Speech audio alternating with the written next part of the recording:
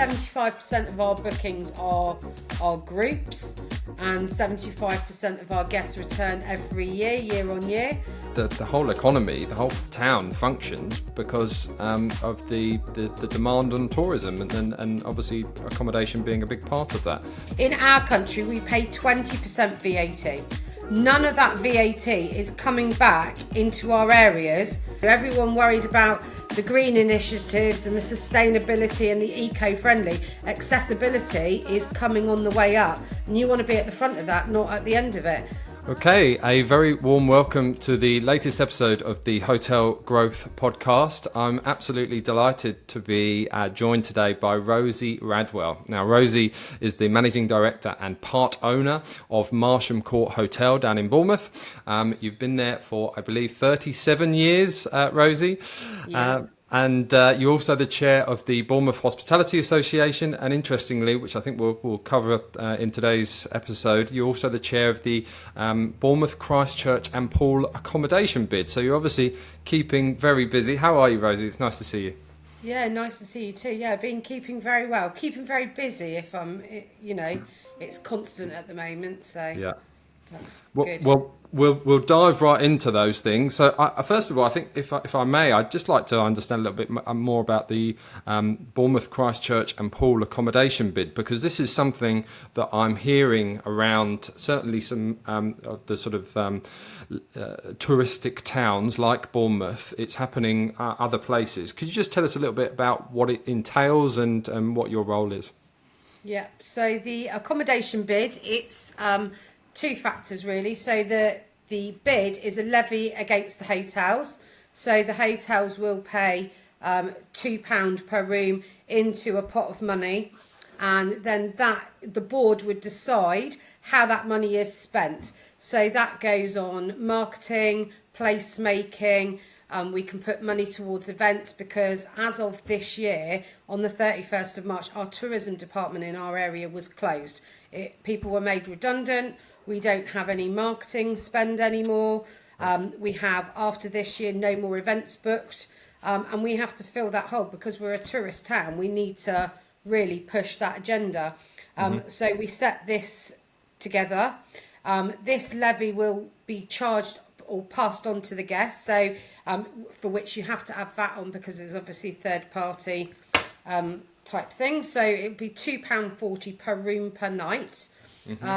Should be able to gain us in our area about 2.5 million a year for these things to happen. But it's essential because we've got to create an LVAP and work with Visit Dorset. We want to have those reasons for guests to come to visit our area. So placemaking, all of that is so essential for what we're doing. But it's less than a cup of coffee. So it's not a huge amount of money, but it could do so much for our area. So we're just waiting to hear. They're popping up all over the place at the moment. A lot of destinational towns are looking at it because there is no marketing budget, no marketing spend. Our local council are telling us that Bournemouth.co.uk, Christchurch.co.uk and Poole.co.uk, they're switching off the websites at the end of October. So if we don't get this in place, we have no destinational marketing. We won't be, if we don't have the LVAP, which is the Local Visitor Economy Partnership, put in place for the whole of Dorset, Visit Britain, Visit England won't even be promoting Dorset as a destination to come to. I mean, it's essential to have those budgets in place. And the good thing about this would be it's predominantly run by the hotel industry itself. So we have the power to decide where that money gets spent. It's quite remarkable, isn't it, that a real destination like Bournemouth, obviously I appreciate Christchurch and Poole as well are included, that is losing such a significant resource in order, when you're presumably the whole economy, the whole town functions because of the demand on tourism and obviously accommodation being a big part of that. I think what you're doing is fantastic, and I really, really wish you every success with it. Thank you. And as I mentioned, I think I was just in a conversation a couple of days ago with actually a hotelier up in Scotland, up in the Highlands, and they're looking at trying to do something similar. But do you is this a sort of a Dorset specific challenge, or do you think that this is actually being felt across the country? I think it's being felt across the country. I mean, if you go abroad, you have visitor charges, you have the city taxes, stuff like that. In our country, we pay 20% VAT. Yeah. None of that VAT is coming back into our areas to push out tourism, which is the third largest industry in our country. I mean, it's absolutely ludicrous. It's small-mindedness.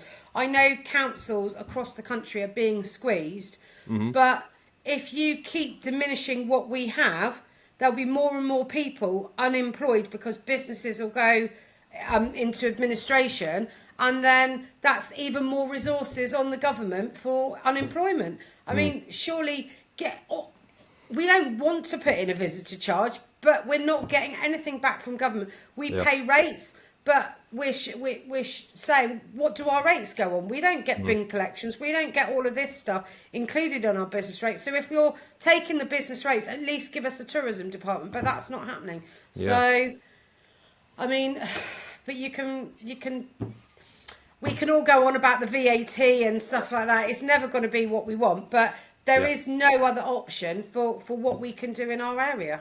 Yeah. Well, listen, I think it sounds very sensible, and I think we've all been to cities in Europe where there'll be a tourist tax and it's a couple of euros, and you don't give it a second thought. And I'm sure there'll be if successful, there'll need to be a sort of a communication piece that, look, this is going into the town, this is not going to us.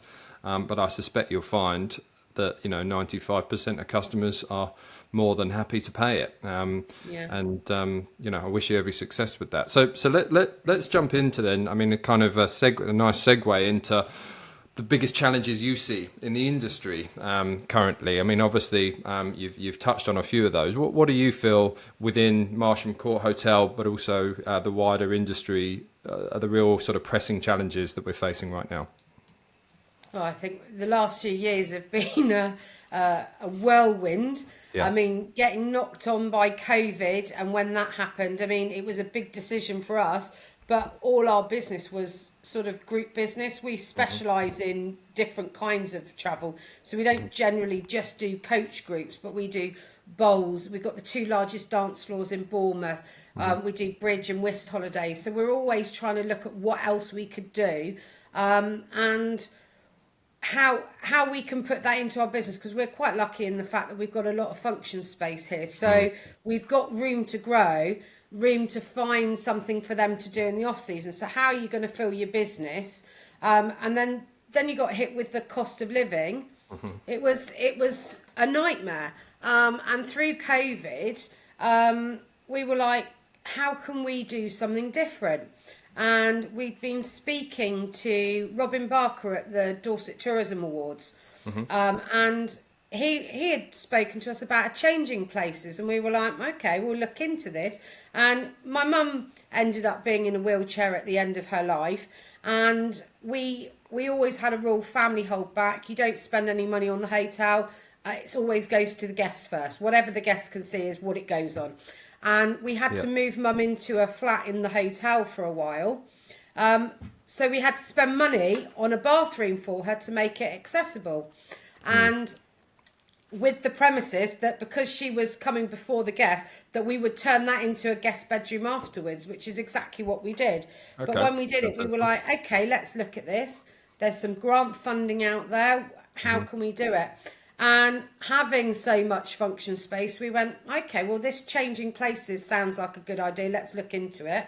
Yep. We were lucky enough to be granted £70,000 in grant funding. We are the first hotel in the UK to have a changing places shower and toilet put in. 3 years on, we're still the only hotel to have one.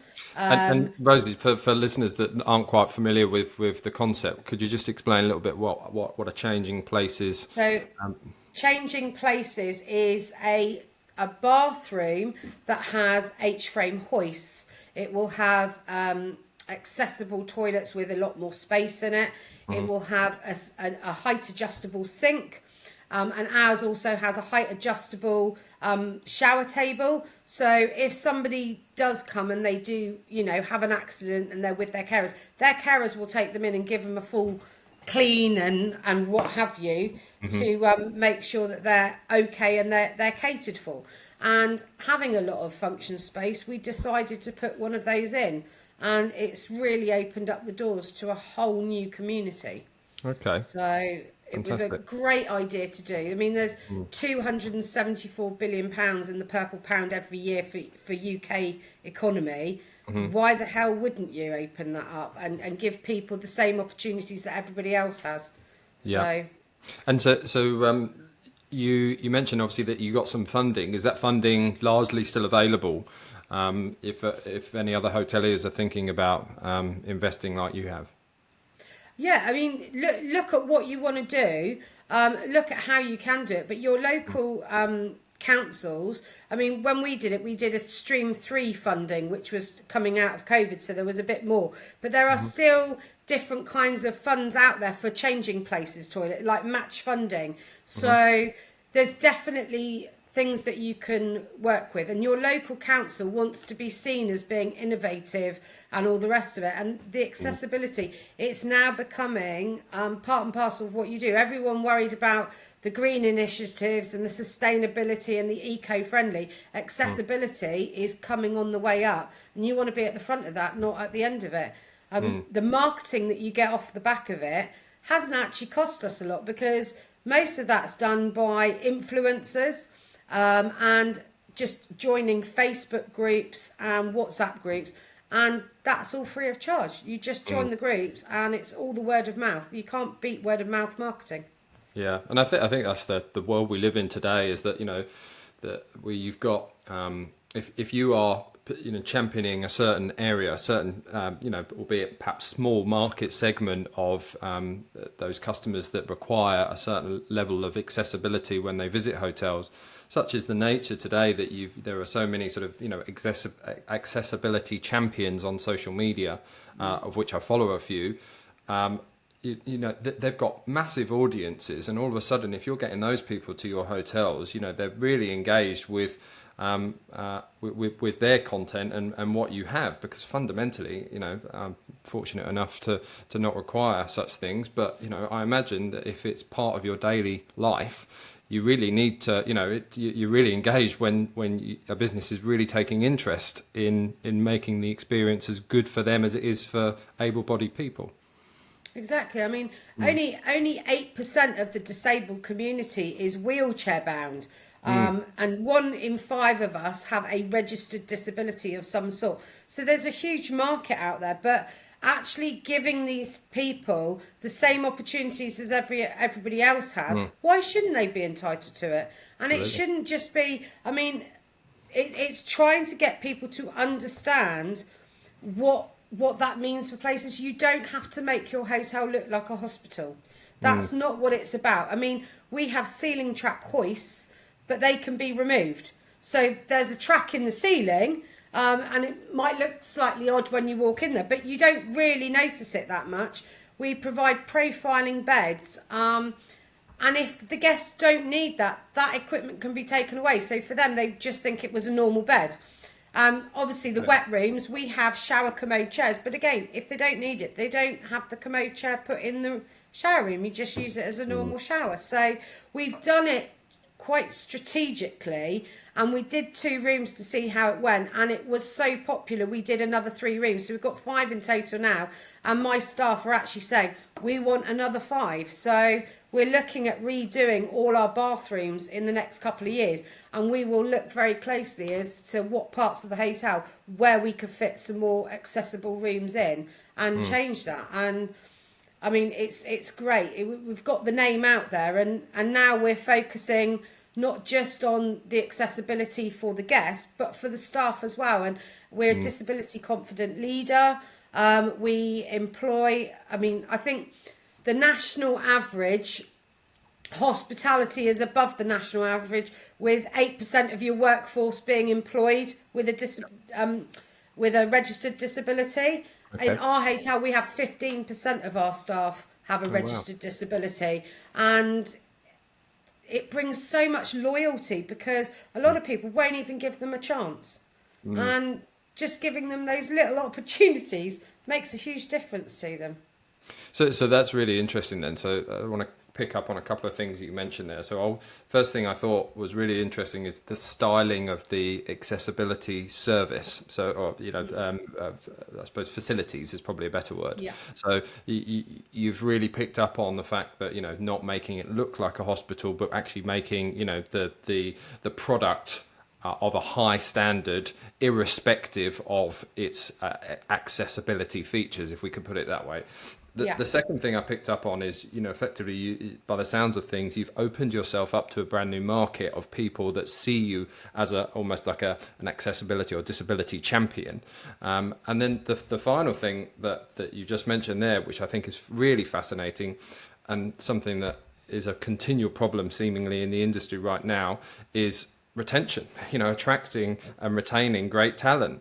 And almost you've found an extra route of finding really great people that stay with you for the long term, and it seems to be down this disability accessibility route. Is that a fair summary of what you're finding? Yeah, I think the COVID, when that hit, we did have to make a lot of redundancies. We literally shut for 12 months out of the COVID period. I think we opened for 3 months in the summer, and then we shut again for 9 months.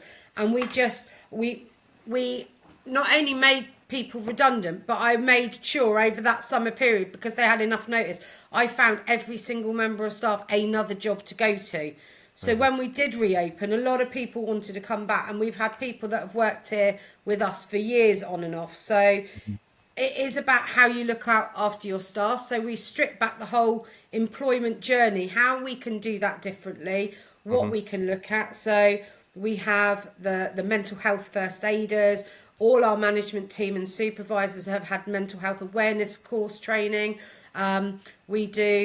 We've done purple training for disabilities. We did deaf training with basic sign language in January this year. We're just organising for next January neurodiversity and autism training, so that staff are aware, and it runs throughout the whole ethos of the team. I mean, a couple of weeks ago we took on a lovely girl who is deaf, and it's like, well, how the hell do you take on a housekeeper that's deaf? She can't knock on a door and wait for somebody to answer. What do you do? So we've had to we work her in the same section. She can only work in certain rooms. We've put notices in those rooms for the guests to sort of say, if you're in your room and do not want to be disturbed, you need to put your do not disturb sign, because we've got a deaf girl there. She's not only deaf, she's also Ukrainian, and we have to translate everything by a Google translator as well, which for some people, they just wouldn't bother. But there are grants out there. So she has a lady who comes and does sign language with her once a month. She does her training. She's learned all of that since she's been in England. No one would give her a job because of her deafness. Yeah. And sorry, this is because my limited understanding is that there's lots of different sign languages in the same way of the spoken word. So presumably she's being trained on British Sign Language. She's being trained on British Sign Language. So she's come from the Ukraine because she couldn't get any work in the Ukraine with everything that was going on. Yep. She got transferred over here. She's now learnt British Sign Language, but because there's still the difficulty translating some words from Polish to English, and how's she going to understand our staff because they don't do full BSL. So she had somebody came with her for the first 2 days to do full induction, to translate everything. That was covered under funding for her. She also has that opportunity to have that once a month going forward, which is great. It also gives our staff any chance that we need to do a proper training with her, that we can get them to do that through the sign language once a month, so we can make sure she really does understand. But we have the Google Translate, and we've used translators before. I mean, we took on 3 Afghans over a year ago now. They're still with us. The loyalty from them. They were police officers and worked in the army, and they came over from Afghan with their families. But the loyalty from them, since they've been here, they don't want to go and work anywhere else because it's the first place that's made them feel like they've got something that they can do and that they can live for. And 2 of the guys are learning English. One guy's, his English was a lot better, and we use him sometimes as a translator for them. But he's worked his way up from a room attendant, and he's now a housekeeping supervisor. So, I mean, just giving them that little bit of extra time at the beginning, it's the loyalty that stays with you going forward.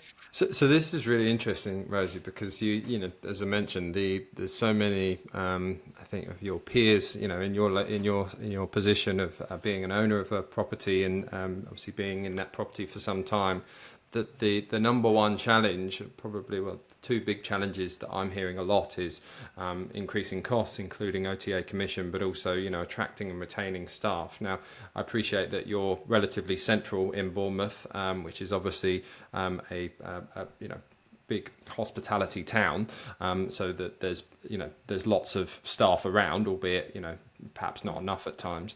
But what's really interesting is that you've seemed to tackle this problem in a very sort of, dare I say, unique way, and just being very open and you know, open to having different types of people work within your business and finding ways to make it work. Is that a fair summary? I mean, it just seems like you're doing so much more than most hoteliers are in that regard. I think training and recruitment has by far been the biggest thing to change since COVID. I mean, just before COVID, we took on a consultant who is local to our area. He's got a very good name, and it was somebody that I'd wanted to work with for years, but until we were in that right position, I wasn't willing to spend the money. I had mum who was ill, who I was main carer for, and we were going through the transitions. We had 2 businesses. My stepsister had a husband who was unfortunately passed away from cancer too. So we had a lot going on, and I wasn't ready to focus on certain things. It was more get myself through it every day at the time. So when mum did pass and we sort of, the businesses split, we sold one of them and we started, right, okay, what are we going to do? That's when we brought Simon on board.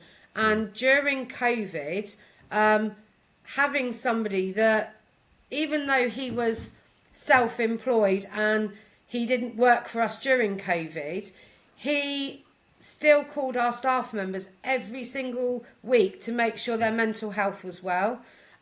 He does all our recruitment, all our training. He answers every single email, even if it's to say, sorry, you haven't been successful with an interview.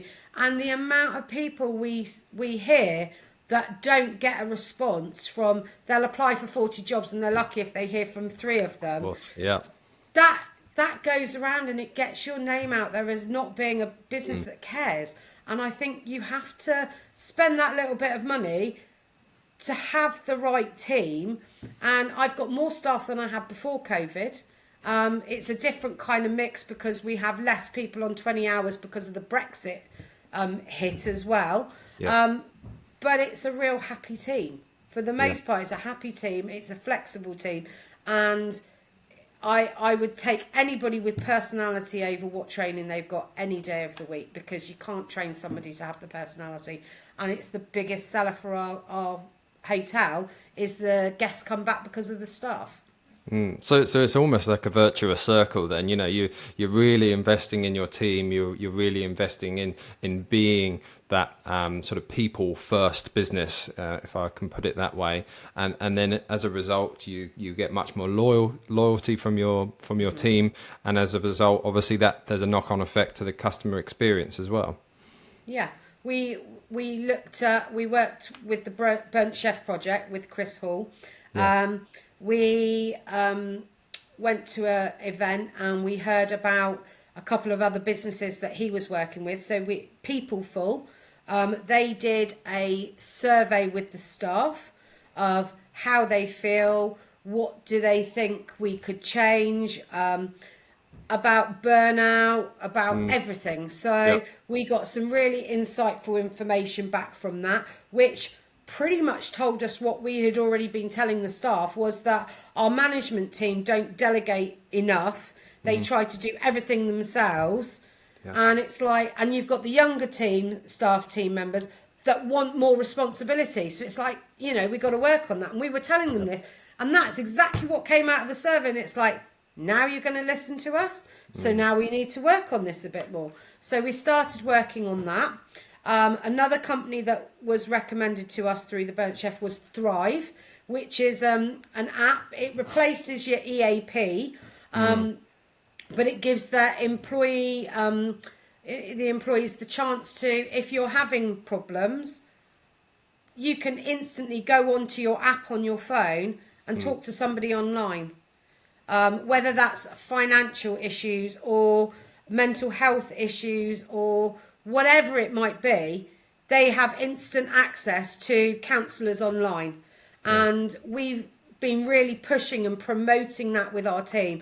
And I think we had, when we looked at it a while ago, we had over a 30% of our staff taking up using that app for that everyday sort of just check in, check out, see how we're going, if there's somebody they need to talk to. So that was really good. With the onset of doing the mental health awareness training through the Burnt Chef as well for the whole management and supervisor team, it does make a difference, because, all of us we're all open with what we do, and everyone has different issues. Everyone's going to have burnout at time and what have you, but it's like trying to nip that in the bud before you get that far down the track. It's okay not to be okay, and just to let them know there are people that can help you with that. Yeah. So really sort of reading between the lines there, really investing in prevention rather than cure, to just give your team the best possible place so that they can do their jobs and live life well. I think the biggest thing that what frustrates me about our industry is people taking the piss out of their staff, really, and making them work God knows how many hours. You have to have a work-family life balance. Everyone needs it. If you need to be a little bit more understanding with a certain member of staff because they need to go and see a nativity play, be understanding. That it reaps the rewards later on in life, and I don't think there's enough places that do that. I think they see their staff as a number, and they don't really get the time to know them, to ask about their family. And I've got 95 staff in this place. I know nearly every single one of them. So it's important. So let's talk about the customer experience then. You touched earlier on how customers will often come back and cite the friendliness of the staff, or the experience that they're having as a result of the great team that you've got there. How important do you feel, or let's rephrase, what do you feel guests are currently looking for today? Has the guest expectation changed about what they're wanting from an experience at somewhere like Marsham Court? Yeah, so I suppose like we're classed as like 4-star. I would say biggest competition wise is like the Airbnbs for the 4-star market at the moment. It's like you either want the full experience or you don't. And I think even the coach groups and people like that, they're willing to pay that little bit more to make sure they have proper service, that they get quality food. If you're going on holiday, it's important to make sure that holiday gives you everything you want out of it. So people are willing to spend that little bit more, but it's also, you've got a lot of people booking last minute. So what are they going to look at? They're going to look at those reviews. Do people respond to those reviews? How do they respond to the reviews? Yeah, okay. I don't believe in the saying the customer is always right, because I can assure you that's not always the way. And I think a lot of people will agree with that. But after 37 years, I imagine you've got a few stories where the customer is definitely not. I could tell you a whole load. But I mean, for me, it's also making sure that your staff know that you'll back them up on everything. But the guests, I mean, we've got guests that walk in here. I mean, I've got one girl, she's worked for us for 30 odd years. She's the only member of staff I know that can get away with it, who will be rude to me as I walk in the door. It's almost like it's expected now. It's like, oh God, here you are, morning, you're all right, you know. Yeah. But she does it with the guests too, the banter with the guests, because that's what they love. They love that personal feeling of coming away, and it's like they walk in, it's their second home. We've got one lady here this week at the moment, and she comes with coach tours. She comes with 2 different groups. She stays here every single month, and she's here at the moment this week. She goes home on Friday with one coach group, and she's coming back on Sunday with a different coach group. And you're like, really, Vicky? But she walks in and she brings treats for the dogs. So my 2 dogs get a bag of treats. James's dog gets a bag of treats. MJ's dog gets a bag of treats. It's like, Vicky, stop spending your money on the dog. They don't need them. They're doing fine, honestly. But it's like the guests know, and they it's like they don't want to go anywhere else. They come back because they feel like it's not just their holiday. They feel like it's their second home, and the staff are the ones that make that happen. It's essential for our guests. Fantastic. I mean, what an amazing story that somebody comes back every month. I mean, you're obviously doing something right. I mean, it's probably a little overkill Must be for me. doing well, not necessarily me, but my staff are doing something right, that's for sure. So let's talk, Rosie, if I may, steer the conversation towards your bookings. Obviously, you mentioned you've got a business where you get a lot of coach tours. That obviously could be very lucrative, especially in a town like Bournemouth. In terms of your booking mix, do you feel like you have a sort of a healthy mix of direct sort of tour operators and OTAs? Where do you feel the challenges lie? Oh, crikey. I think a lot of ours, I'd say 75% of our bookings are groups, and 75% of our guests return every year on year. I think one of the telling signs is when you're an independent, you don't have the big buying power that the franchises have and stuff like that. But it's also very amusing is the word I would put, is when you go to an awards dinner and booking.com have got a nice table over there and you're never invited to go on that table because actually you don't make them enough money. That's when you know you're bringing more of that direct business in rather than paying out for the OTAs. Now, we all need booking.com, we all need Expedia, we've all got to use things like that. But, you know, it's how do you get people to book direct with you when they're here? How do they become a Marsham Court is my favourite hotel, so I'm going to go direct to them next time I come to Bournemouth. I know I don't have to go on booking.com or one of those sites.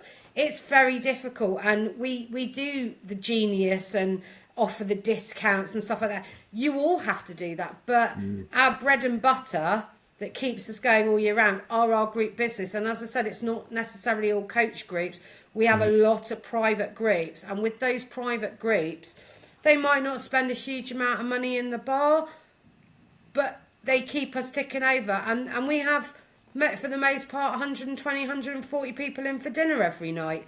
Wow. It's good business. It's business throughout the year. They don't go anywhere else. And like the dance groups, if they're booking year on year, you can guarantee that most of those rooming lists are coming in a year in advance because they want the same room. They want, you know, they like what they like and they want what they want.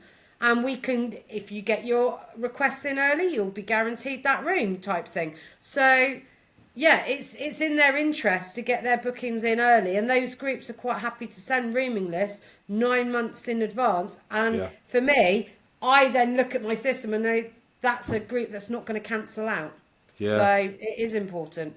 And I think that's seemingly more important than ever these days, because the booking window seems to be shortening from everything that I'm hearing from my clients and from across the industry, that, you know, you could be looking 3 weeks out and it be the diary be bare, but it sort of looks after itself because people are booking 2 or 3 days in advance. Seemingly you don't have quite that problem that others are feeling because of that group business that you're getting? I think we as I said, we've got the base business with the groups. We don't take not as many groups in the summer. Yeah. But yeah, from what I'm hearing and what we can see, a lot of the last minute bookings, most of them are within the last week, especially over the summer. What's the weather doing? If the weather's nice, let's book. But it's also that if the weather changes, they're like, what's the point of going away if I'm just going to be stuck into a hotel the whole time? They don't want to be stuck in a hotel. They want to go and experience things. And if the weather's not good in a place like Bournemouth, they'll cancel and you won't get the pickup of business. But we've got so many hotels on top of each other in such a small area here that you do have to fight for the business. And when you've got some of the bigger groups and they reduce their prices to the most ridiculous prices in the summer, it's like a price war. And it's like, I have my certain level and it's like, that's my level. I'm not going to go lower than that. And I think more businesses need to do that and realise what they're worth. And if you're worth that, you charge that. But for us, one of the biggest selling things in the summer is that we've got an outdoor pool. And even though we've got the beach across the road, there are a lot of people out there who don't want to go to the beach, but they want the nice weather. And booking a pool is one of the most essential things for them. They'll book somewhere that's got a nice swimming pool over the hotel next door, even though it might be look a bit nicer or something like that. They want the outdoor pool. Yeah, well, I mean, I lived in Bournemouth for 3 years, and I've seen Bournemouth Beach on a sunny day in August, and it is you'd be lucky if you could find a square metre of sand. Yeah. So having that It's pool, like, I'm it's sure, like is a where's real. my spot? No, there's no X's left. Okay, so let me probe a little bit more, if I may, Rosie. You obviously mentioned that you're in a highly competitive area. The density of hotels in Bournemouth is big and vast. What are you doing right now that you feel is working for you in terms of attracting that more transient leisure guest to book with you direct? What's working for you right now? Oh, wow. My business development director, Jane, she's actually at the Group Leisure travel show at the moment.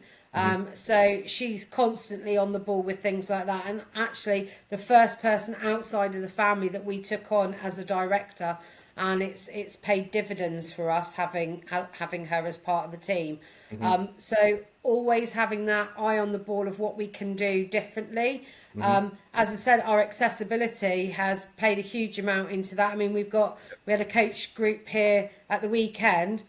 All their guests are disabled. They come with carers and they just want to get away. We even had a care home who brought 12 people down on a coach for fish and chips because we had a changing places toilet and they have to have that facility when they go somewhere. But they came all the way from Oxford just to have fish and chips in the bar because they could see the sea, and then they drove back.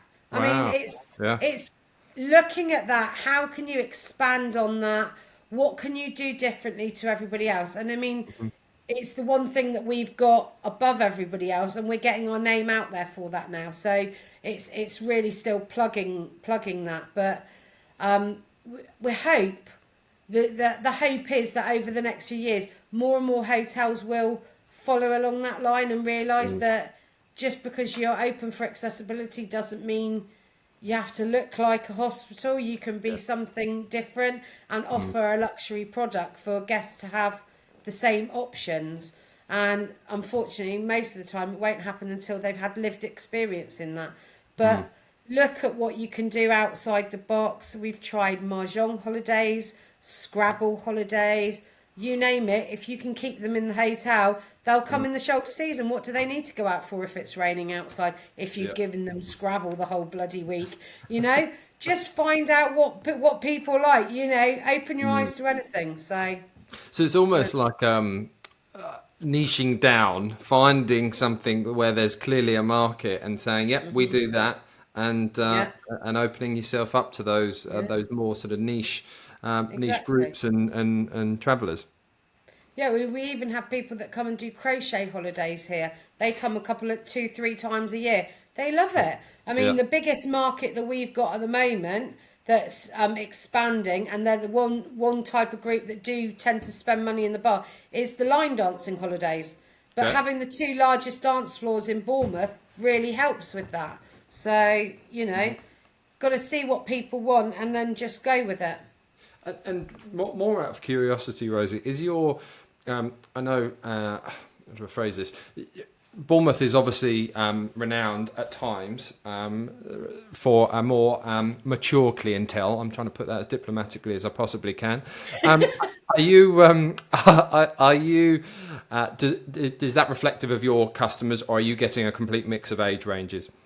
So during the shoulder seasons, I would say most of ours are the maturer guests, sort of the 55 plus Yep. sort of age bracket. But in the summer, we have quite a lot. We have about 35 family rooms. So we have a real mixture in the summer of what goes down. I mean, if you came in COVID, it was more like Love Island outside by our pool. So different kind of clientele, different, what the staff have to deal with. And but it's nice to have that change. Yeah. But I mean, mature, I would say, is what we're more towards. We're probably not the boutique-y style hotel that some of the younger crowd would go for, but we know what our market is, and it's like, know what you want to be. Don't try and be everything to everyone, because that doesn't work. If you're going to have focus on something, focus on, say, 2 or 3 markets and go with that, rather than trying to be everything to everyone.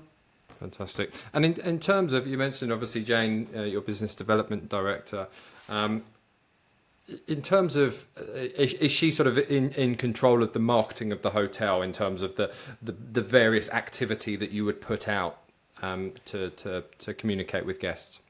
Yeah, she does all of that for us. I mean, when Jane came to us, she came to us 2 days a week, just outsourced business. And as time came, and she'd never done hotels before. She'd worked for a travel company before when she was younger, but hospitality wasn't what she was trained in.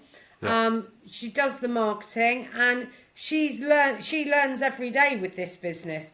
But having that person that doesn't necessarily know what we've always done has been a great asset to the team, because she's not afraid to question me when I say something, and sometimes she sits going, "Don't you think you're rushing into that too much?" And I go, if I know I'm justified in something, I'll make her go and do it, so she understands why I've done it. So actually, I made the decision to close early.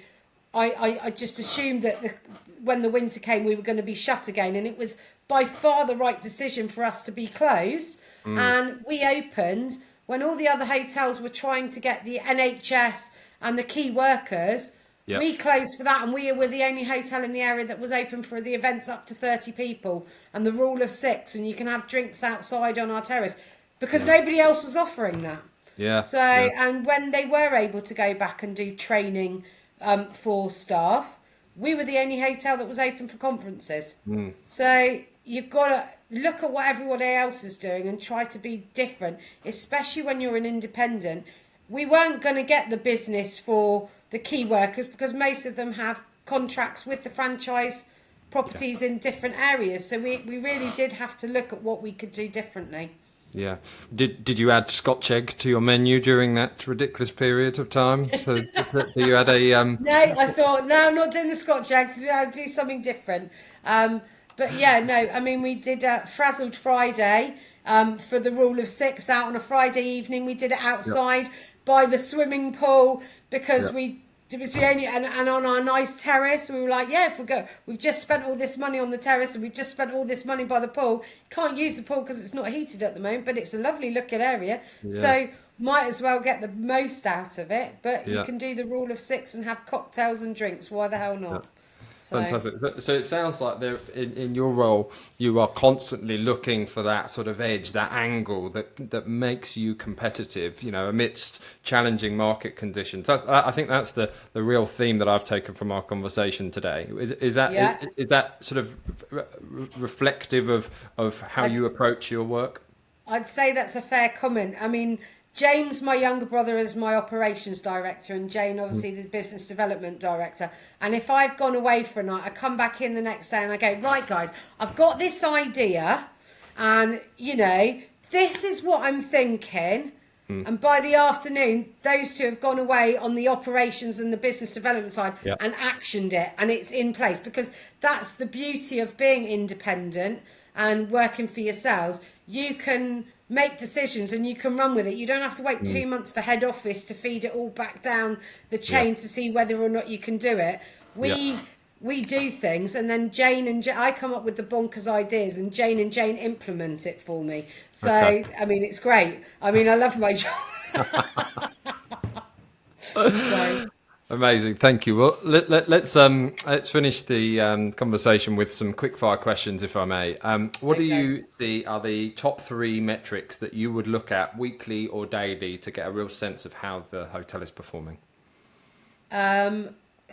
crikey, top 3. First of all, how busy my foyer area is and how buzzing it is. What's in? Even though I'm not in operations, I go to the function sheet meeting every single Friday, and we have a 10 at 10 every morning to go through the day and what's going on. Keep up to date with anything that's going on in the hotel.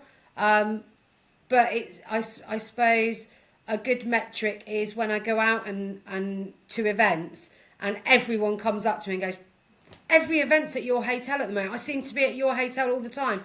I was at an expo yesterday, and I was stood talking to a lady about possibly coming to do some training, and the lady who was stood next to me was talking about somebody else, and they went, "Oh, Marsham Court, I know them. They're the most inclusive hotel I've ever met." And I went, "Thank you for saying that." So it's like nice to know when you go to things that everyone's still talking about your business, even though they might not know that you're from that business. And I think that gives me the best buzz. Yeah. So know the staff are doing the right thing. Amazing. Okay, thank you. And if you could magically increase either the rate, the occupancy, or the direct bookings by 100%, which would you choose? Well, you want to do all of them in tandem, but I think rates wise, looking at our area, we're about right, and we're probably the highest rates for groups anyway. So occupancy is pretty good, but could always be better. So I'm going to say, if you're going to look at it, if I could be 100% full all the time, that's what I'd want, because everything is falling into the right things, and all your suppliers are also doing well that are putting the bookings in with you. Okay, thank you. And finally, what do you see as the most important thing about being a successful hotelier? Oh, God. I think actually listening to what's going on is probably one of the key things. I think there's a lot of people that think they know everything, but actually listening listening to your team more than anything. They're the ones on the ground. They're the ones on the floor. They're the ones that can tell you if something's working or not. And if you don't listen to what's going on around you, I think you set yourself up to fail, really. I think listening's the best tool. Rosie, that's been a fantastic conversation. I've thoroughly enjoyed it. You've shared so many actionable insights, and I'm sure our listeners will really engage with what you've said and take on board some of the things that you're doing. So thank you so much for your time today. It was fantastic to speak to you. Thank you very much. And if anybody out there wants to come to the Marsham Court and have a look at our accessibility features, more than welcome. Just give us a call and pop down and have a look. So... That's great. Thank you, Rosie. Great to speak to you. Thank you, Adam.